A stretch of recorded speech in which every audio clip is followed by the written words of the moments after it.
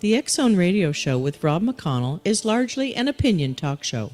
All opinions, comments, or statements of fact expressed by Rob McConnell's guests are strictly their own and are not to be construed as those of the X Zone Radio Show or endorsed in any manner by Rob McConnell, rel-mar McConnell Media Company, the X Zone Broadcast Network, its affiliated networks, stations, employees, or advertisers.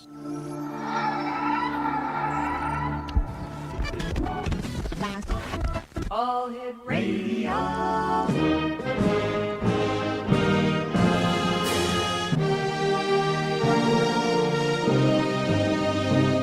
Welcome to the X Zone, a place where fact is fiction and fiction is reality. Now, here's your host, Rob McConnell.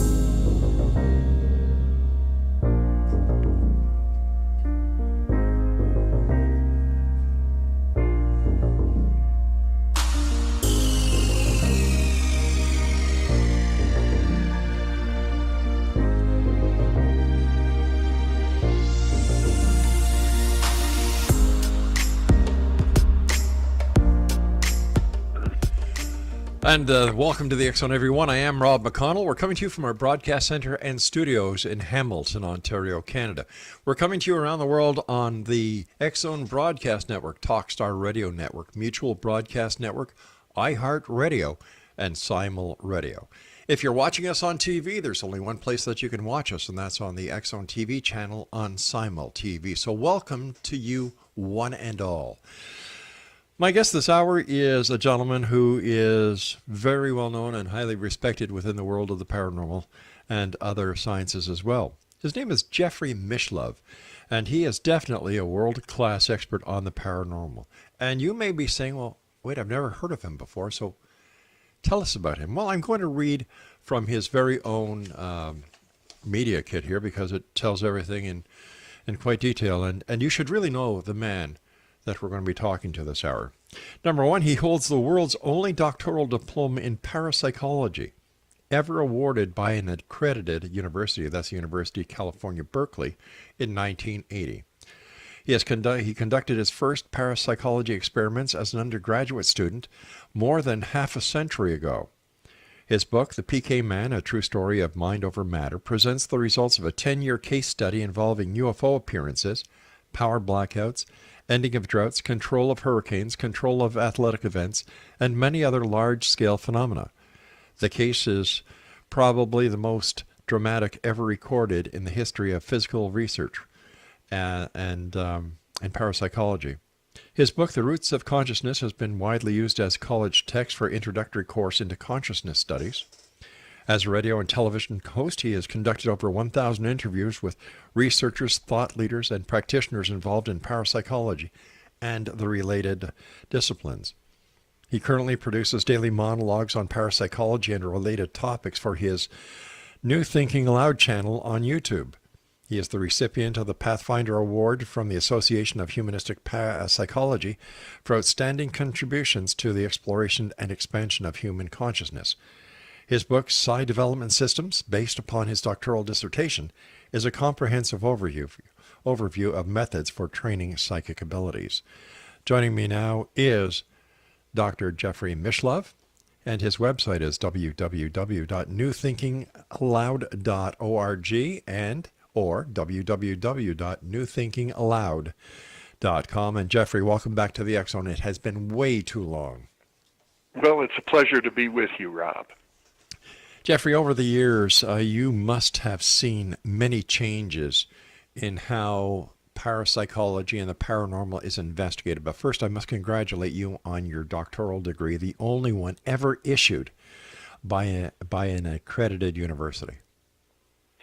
To be fair, there are about 200 people who did doctoral dissertations related to parapsychology. The unique thing about my diploma is it actually says parapsychology. Everyone else has a diploma that might say psychology or philosophy or education or some other discipline. What was it that brought you to to do so much work in the paranormal and parapsychology? Well, when I was a young man in my early 20s, sort of just coming of age, I had a series of psychic dreams, and they literally guided me to do this. First of all, I was so curious to explain them, and I was a student at the time and talked to my professors, and I discovered quickly they had nothing intelligent to say at all, and so I made a resolution to myself that I'd have to become my own expert. Over the years, what has been your most, what's the word I'm looking for here? Just give me a second. Your most, I don't want to use the word exciting, your most aha moment when investigating the paranormal or parapsychology?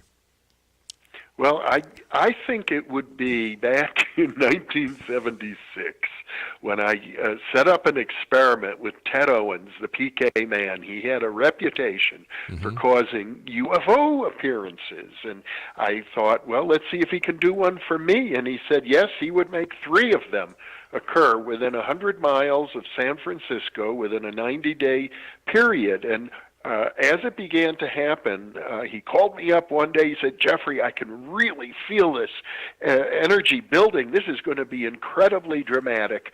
He said, there's going to be a UFO. It's going to be seen by hundreds of people. It will be photographed, and the photograph will be published on the front page of one of your local newspapers. And that all happened just within a few days of that phone call. The UFO appeared right over the campus of Sonoma State University in Northern California, 50 miles north of San Francisco, at a time when the art department was sponsoring an art exhibit using an airplane pilot, Stephen Pileski, who had smoke trailing out of his airplane, so he was creating designs in the sky. And this UFO appeared right in his airspace. It was seen from the air by the pilot and from the ground. It was photographed and videotaped. Hundreds of people saw it, and the videotape was published and presented on the Channel 9 Evening News in San Francisco, and a picture was published on the front page of the Berkeley Gazette in Berkeley, California the next day. So I think it's one of the most remarkable UFO sightings in the history of ufology, and probably the most dramatic event that has occurred in my career as a parapsychologist. So tell me, Jeffrey, how was he able to do that? Well, he claimed that he was in telepathic contact with invisible hyperspace beings. He called them the space intelligences. He said there were 2 of them. He nicknamed them Tweeter and Twitter because he said they make high-pitched squeaky noises, and they look like, if you were to see them in a physical form, they would look like giant insects, like maybe praying mantises. And he claimed they had an invisible UFO, a giant one, that hovered over the planet, and they trained him to telepathically send messages to them, and then they would carry out whatever instructions he gave them. That was his rationale, and I can't really dispute it, although parapsychologists might say more simply it was psychokinesis, that he caused this himself using his own mind over matter abilities. Could this also explain a lot of the hauntings and the ghost apparitions that people see, that the person, one of the members of the team, can actually be responsible for the manifestation or the actions that are alleged to be paranormal when there's something very simple that the mind is manifesting itself? Well, once you acknowledge the possibility that psychokinesis is real, you can't rule it out in any circumstance. So it's, I suppose, one of the reasons why the mainstream academic community is rather frightened of parapsychology, because it might mean that all of their research studies might not be what they seem to be, because perhaps the experimenters or the participants in other studies in psychology or economics or sociology or any other behavioral science is influencing the study using their own psychokinetic ability. Okay, I can understand how the PK might come into effect and be used in a small area like a room or even a home. But to have a UFO appear over an art display that is witnessed by hundreds, what does this tell us about the possibility that the mind is much more greater than we have ever even fathomed to understand or believe? Yeah, well, this particular fellow was named Ted Owens. He's the subject of my book, The PK Man, and he claimed that it's just as easy to influence large-scale events as it is to bend a spoon using psychokinesis or influence a quantum mechanical random number generator. In fact, he hoped that people would call these large-scale effects that he produced the Owens effect and name it after him. Well, you and I have so much to talk about in the next 45 minutes or so. Please stand by. Jeff, you and I have to take our first break. And Exonation, if you'd like to contact Dr. Jeffrey Mishlove, if you've got something important to tell him, or if you just want to visit his website, it's www. Do you have your pencils and papers ready? www.newthinkingaloud.org. That's newthinkingaloud.org and newthinkingaloud.com. And we'll both be back on the other side of this break as the X Zone continues right here from our broadcast center and studios in Hamilton, Ontario, Canada. My name is Rob McConnell. Don't go away.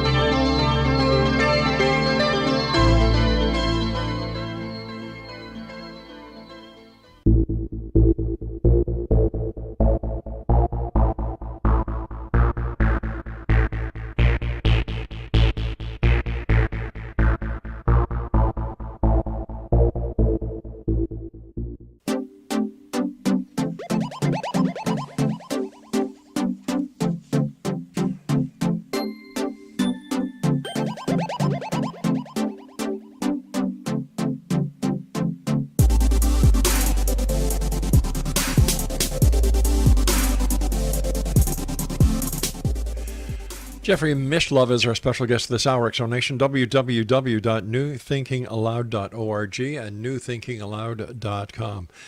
Jeffrey, are you familiar with the Billy Meyer case? Yes, I am, as a matter of fact. Is it possible? Fascinating case. It is, and I'm just wondering if Billy is actually using PK in order to manifest the UFOs that people come to see him seem to summon. Well, you know, it's a very controversial case. I know some people have suggested that he has used toy models of UFOs in the photographs that he's produced. On the other hand, he also has described detailed conversations that he has had with a supposed alien being. I believe he said his name is Semjasa, right, and that he's from the Pleiades, as I recall. Yeah. And I know people who take those conversations very seriously in and of themselves, regardless of whether the photographs may have been faked. But it is a fascinating case, and I know it's been studied extensensively by Wendell Stevens, who is a UFO researcher. I haven't really kept up to know if there are any newer developments on that case.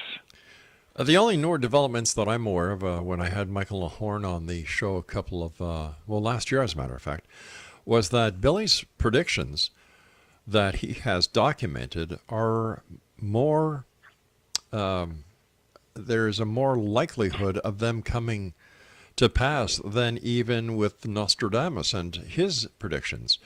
So once again, if we're talking about predictions like the PK Man did, and then the manifesting of UFOs, I'm just wondering if Billy Meyer was able to do all what he's doing because of the similarities between the Meyer case and the PK man, if he was using psychokinesis as well. Well, here's what Ted Owens did, which Okay. I think makes him unique. I have in my files documentation of 168 demonstrations produced by Ted Owens, and in each one, he sent written letters in advance to various scientists saying this is what he intended to do. And then and these are large-scale effects and rare events like creating a heat wave in the middle of winter or a freezing cold spell in the middle of summer affecting earthquakes, tornadoes, hurricanes, and power blackouts. I found that roughly 2/3 of those demonstrations worked out the way Owens predicted that they would. So you could say it's an example of precognition, although he claimed it was much more than precognition that was involved. So I don't know of a single example where Billy Myers actually sent a written notification in advance telling people exactly what to look for and when and where. On Michael Horn's website, theyfly.com, there is a list of predictions. So, food for thought. Food for thought. Okay. With Owens, I would imagine that during his time that was there any MRI done on his brain to see what kind of activity he was having? If it would, he would have loved that, and I worked very hard while he was alive. He died in 1987 to interest scientists, UFO researchers, parapsychologists, or any other interested scientists to do that sort of thing exactly, because he claimed actually that aliens had operated on his brain to give him the powers that he seemed to have. But unfortunately, back in those days, the closest I got to getting a serious scientist interested was J. Allen Hynek, the famous UFO researcher, and he believed that Owens produced real effects, but he said, I don't want to go near that man with a 10-foot pole because those effects are produced by his unconscious mind, and you can't really trust them or control them or know what's going to happen next. With the abilities that the PK man had, why wouldn't mainstream science, along with you, work together to better understand what was happening and how the findings could actually be implemented with the rest of society to make this a better world? Well, I think the sad answer is that humanity is simply not ready. I mean, consider this. I have a doctoral diploma in parapsychology. I earned it in 1980, and to this day, it is the only such diploma ever awarded by an accredited university anywhere in the world. There is an enormous social stigma surrounding parapsychology. There are funding agencies that won't touch any research in parapsychology, and most colleges and universities refuse to even teach courses in the subject, even though the field has really been around since 1882, and there are literally hundreds of studies. Here's the good news, Rob. The American Psychological Association has just published in their flagship journal, The American Psychologist, an analysis of what you could call it a meta-analysis, because it's an analysis of all the other meta-analyses that have been published in the field of parapsychology. They cover 1,700 different experiments done and reported in refereed scientific journals with overwhelmingly positive statistical results and good experimental controls. You know, I remember when the first studies came out on ESP and the Zener cards, it wasn't laughed at, it wasn't scorned, it wasn't poo-pooed. And yet, when it comes to psychic phenomena, when it comes to, PK, telekinesis, poltergeists, and the onslaught of other categories, mainstream science backs away. Is it because? Well, actually, J.B. Rhine at Duke University, who published those studies going back to the 1930s, was subjected to an enormous amount of scorn and opposition, even as recently as the 1970s. And in fact, the famous physicist John Wheeler published an article in Science in which he accused J.B. Rhine of fraud. Wheeler had to apologize for that later on, but that tendency to attack people doing research in parapsychology is very real, and I can tell you this, there isn't a single person working in the field today, and there may be 300 people actually, actually the membership in the Parapsychological Association is now up to 400, and I would wager that every single one of those individuals has suffered a certain amount of social persecution and stigma. Well, then how come mainstream academia doesn't suffer the same social stigmas and the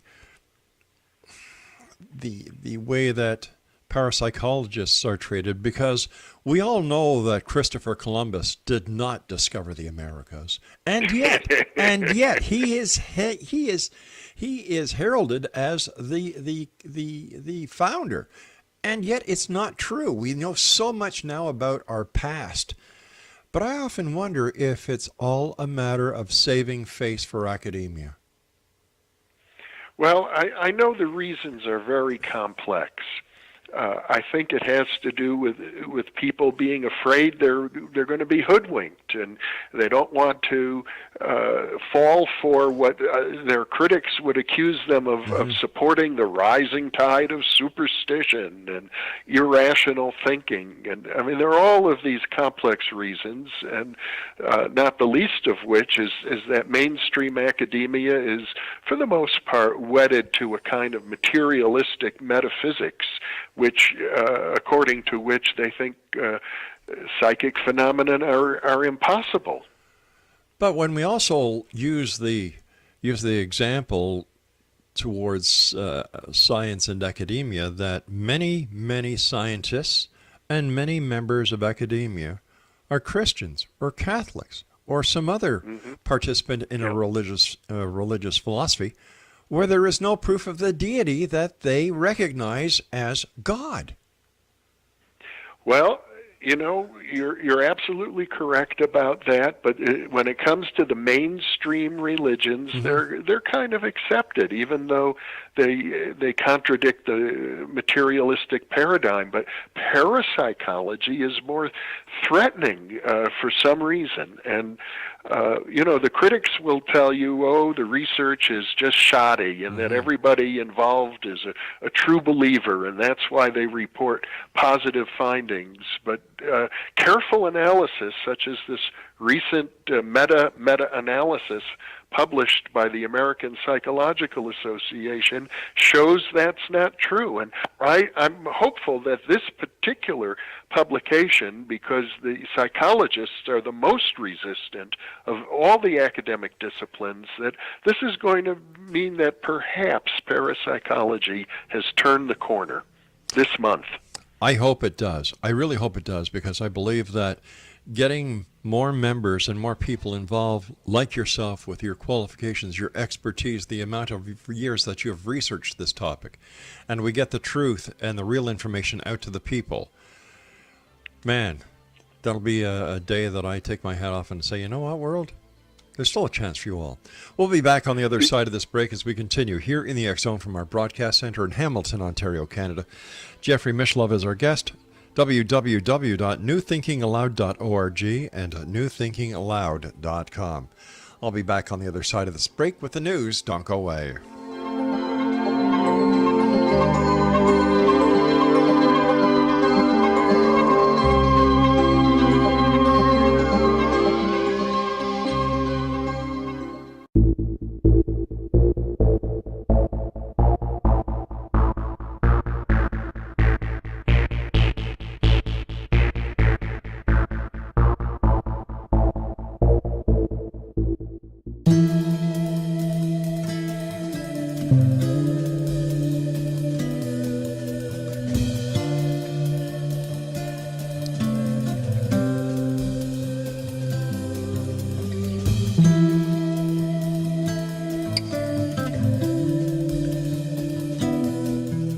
Exonation, Jeffrey Mishlove is our very special guest this hour. His websites are newthinkingaloud.org and newthinkingaloud.com. Jeffrey, I know I cut you off from saying something when I had to go on my news break.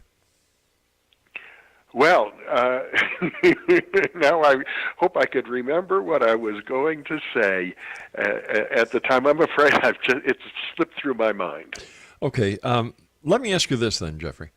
With all the yahoos out there on the internet who are claiming to be parapsychologists, the paper factories that are just, for $100 you buy your diploma, you get your transcript, and away you go, and you call yourself a doctor, you call yourself a reverend, you call yourself a bishop.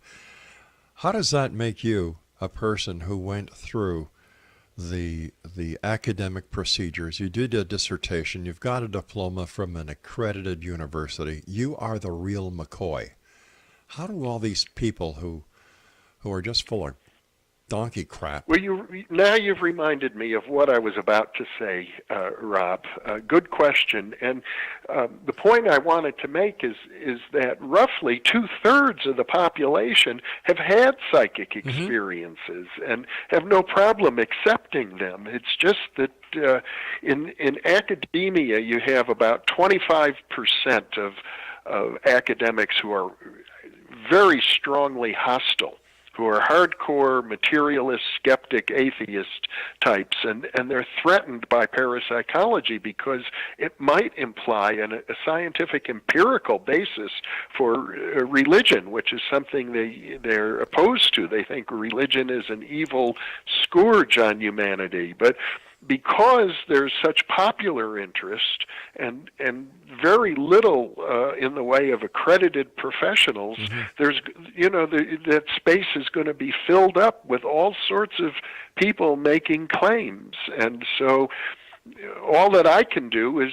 try to provide the very best information that I have for people, and hope that it sticks occasionally with some people, and that's what I've been endeavoring to do for many decades.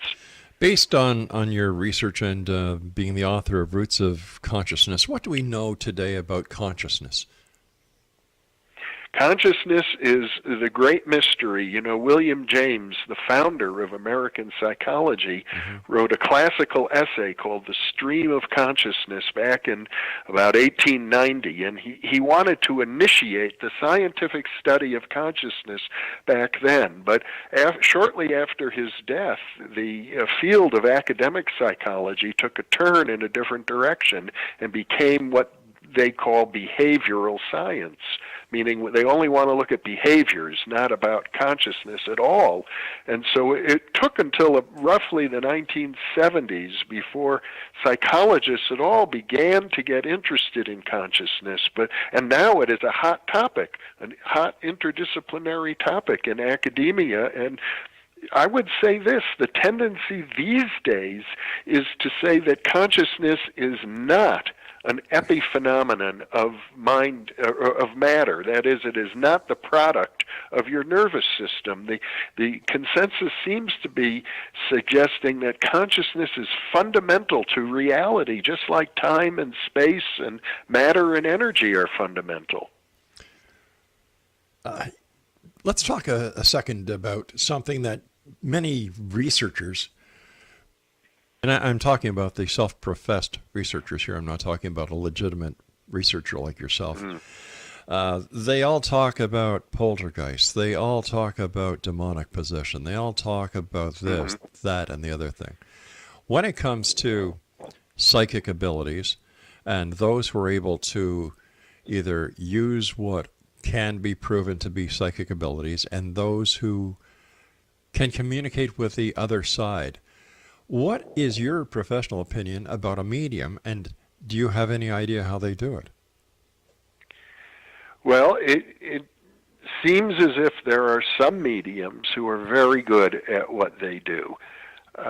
William James began researching mediums back in the 1880s. He worked extensively with a medium from Boston named Mrs. Piper, and he basically concluded that when it comes to communication with the departed, that he said this: dramatically speaking, the weight of the dramatic evidence suggests to him that mediumistic communication is authentic. But as a scientist looking at hardcore empirical data, all he could say is that Mrs. Piper seems to know things that she should not know by normal means. But that's still very far from establishing the existence of an afterlife.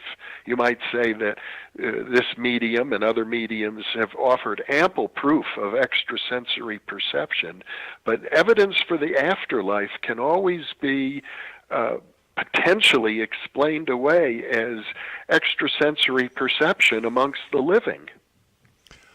Why do you think that the investigation of the paranormal is so popular in today's society? Yes, it certainly is. If you get on Facebook, you'll see that there are probably hundreds of discussion groups related to various aspects of the paranormal, and I think that's a positive development, because if professionals, if scientists and academics are not going to give it serious attention, then other people are going to, who are less qualified, are going to try and fill in the vacuum, and that's what's happening. But if the people who are filling in the vacuum do not have the qualifications, how can they be taken as credible or even legitimate? And that includes any of their findings. Well, yes, and in fact, it creates an opportunity for the skeptics to use their number one weapon, which is the horse laugh, and just try to laugh these people away, especially away from any funding, and especially away from any academic positions of any sort. So, it's just one of the burdens that you have to bear when you're researching such a controversial area. In your opinion, what is the most important area that needs to be researched? Well, I would say probably healing. There's been a lot of research that's been done on psychic healing. Mm-hmm. There's a huge need for it, obviously.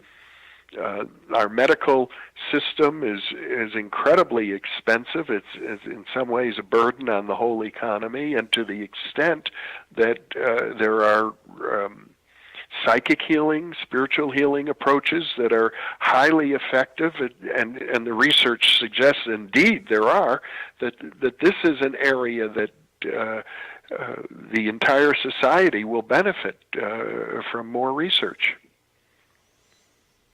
So how do we get those with the money to put money into research in order for that the phenomena of psychical healing or spiritual healing, however you want to put it, is actually undertaken and their findings be seriously considered and brought forward to the public, and let the public choose which direction they want to go? Well, I imagine that when enough people in the public say that this is what they want, for example, if you had politicians running for office who say, I want to see the government put their money into researching this area, that would help. Otherwise, the government is afraid because of this horse laugh effect. So basically, almost 100% of the funding these days comes from private individuals who are not, they can spend their own money without worrying about who's going to laugh at them. But if anybody is in a bureaucratic situation, they're afraid of losing their own job. And having your colleagues laugh at you is one of the worst things that any professional could experience. So I would imagine that the wannabes on the internet are actually doing the world of academia a great service by just being nonsensical and non-professional. Well, it's a double-edged sword. It provides a lot of ammunition for the skeptics. Stanley Krippner, another parapsychologist colleague of mine, likes to call them the scoffers because he says they're not real skeptics. A real skeptic is someone who questions themselves, but these scoffers are true believers. Actually, they believe they have all the answers already. In any case, the best way, I think, to address them, and certainly the path that I've taken, is just to ignore them and do the research with the resources that are available, and hopefully the day will come when the human population is more mature and can handle this phenomenon. It may take decades or maybe even centuries for that to happen. But I'm very optimistic that eventually our whole culture will come around and we'll have a more balanced view of things. I think you have to also appreciate that it's only about 200-300 years since we were burning witches at the stake. So there's still a lot of unprocessed data that we have to deal with. I mean, for example, there's still people in our country and certainly in many other countries who are afraid of witchcraft. All right, Jeffrey, we've got to hold it there because I have to take my final break. Exonation, Jeffrey Mishlove is our special guest, www.newthinkingallowed.org, and that's also newthinkingallowed.com. I'll be back on the other side of this break with Jeffrey as we wrap up this hour here in the X Zone from our broadcast center and studios in Hamilton, Ontario, Canada. My name is Rob McConnell. Don't go away.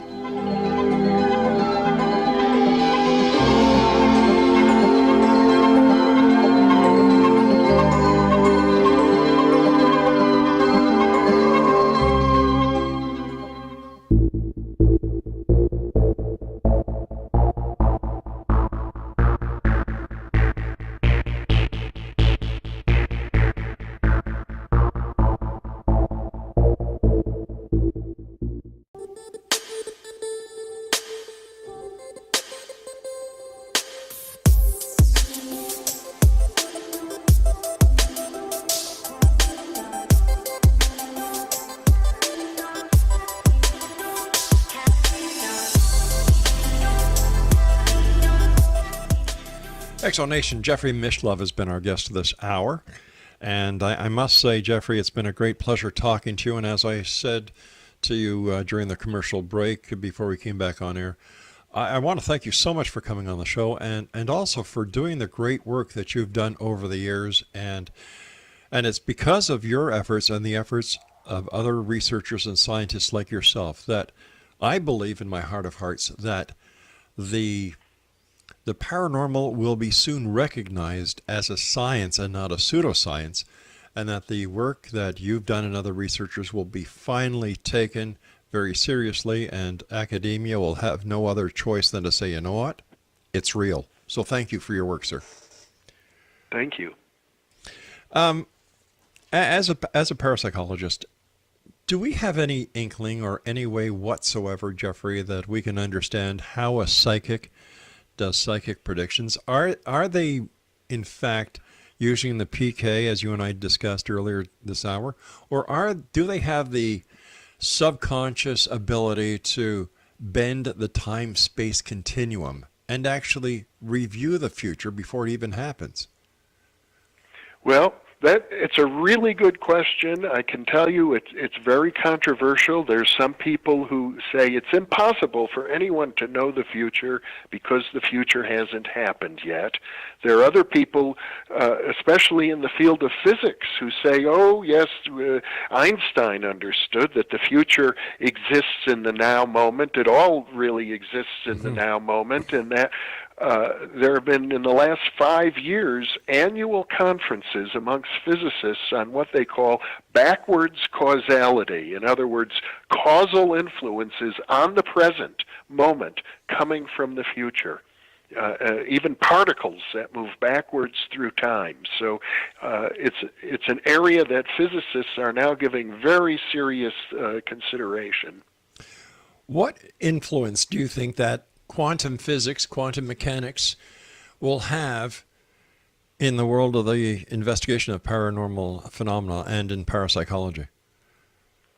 Well, I would say this: quantum physics is currently considered the bedrock found theory in physics. Physicists might say it's the bedrock theory of all of science, but the founder of quantum theory, Max Planck, back in the 1930s, said that as far as he's concerned, consciousness underlies everything. He said you cannot get underneath consciousness, that itself is the bedrock. So as a result, there's an enormous interest. Physicists, especially theoretical physicists, quantum physicists, are the most open, I would say, of all the different academic disciplines to the findings of parapsychology. And in fact, one physicist once wrote that if the parapsychologists hadn't already discovered these things, we would be predicting that they should find them.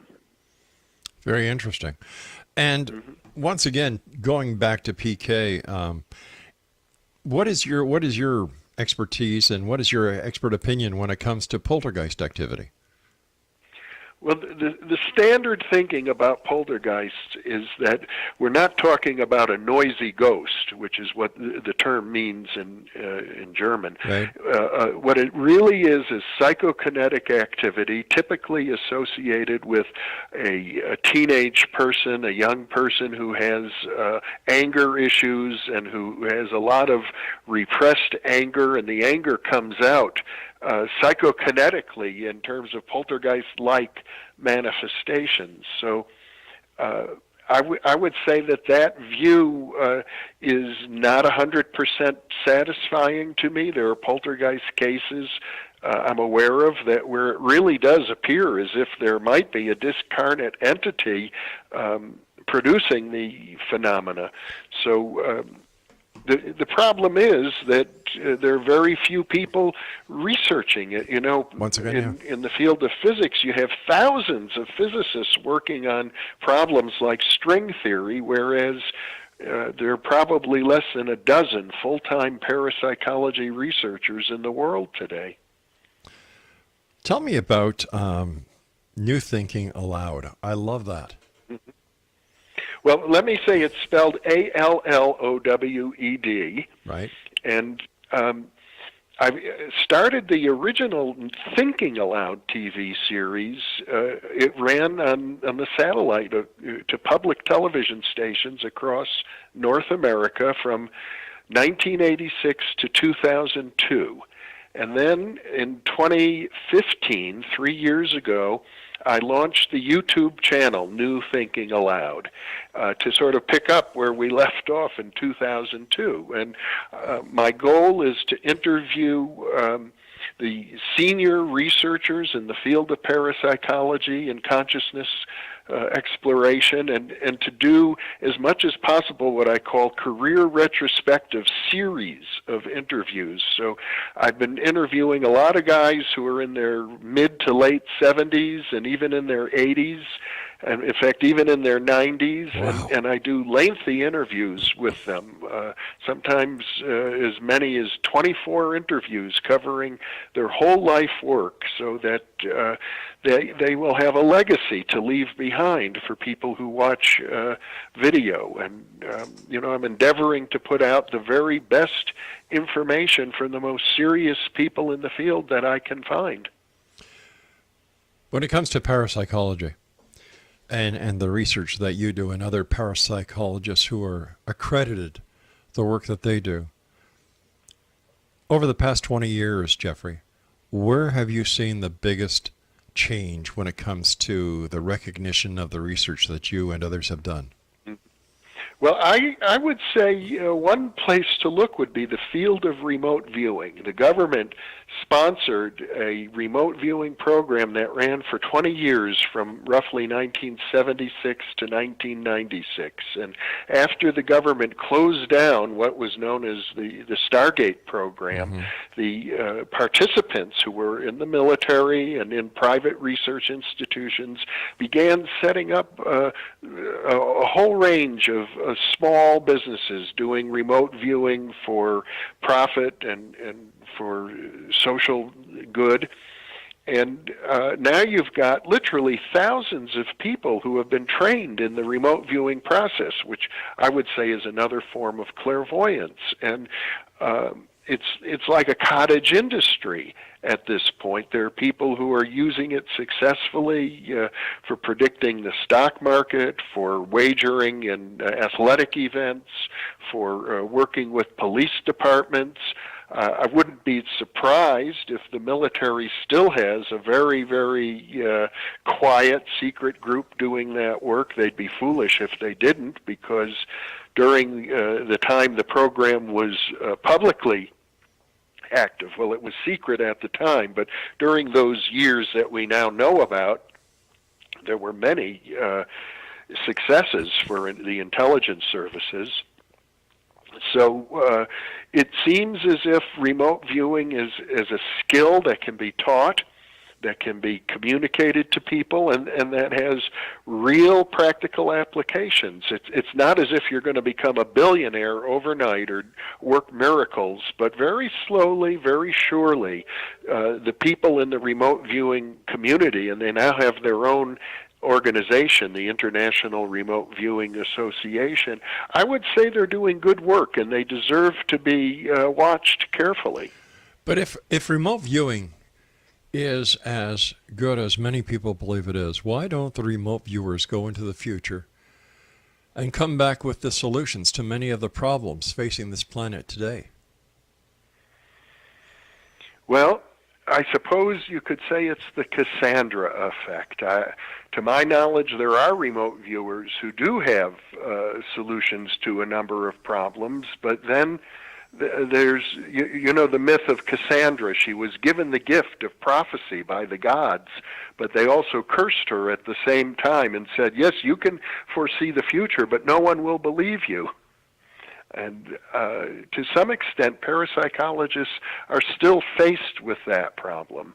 On the other hand, there are all kinds of small businesses trying to market new technologies, typically things that are known as psychotronic technologies or bioenergetic technologies that they claim are they're learning how to construct these devices, their actual devices, because they have either looked into the future or they're in touch with non-physical beings or beings from other dimensions who are giving them this information.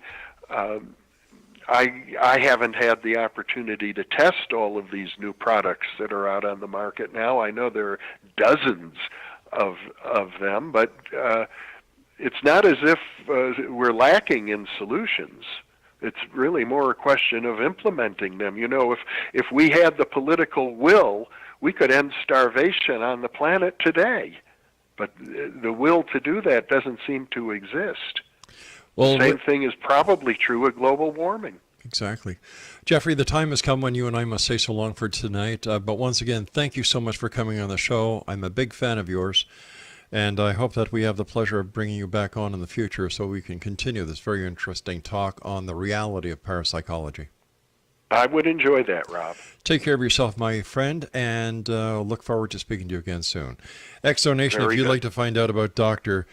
Jeffrey Mishlove, his websites are newthinkingaloud.org and newthinkingaloud.com. And like he said, it's ALLOWED. I'll be back on the other side of this commercial break with the news as we continue here in the X Zone from our broadcast center in Hamilton, Ontario, Canada, on the Talkstar Radio Network, iHeart Radio Network, Mutual Broadcast Network, X Zone Broadcast Network, Simul Radio, and Simul TV. Don't go away.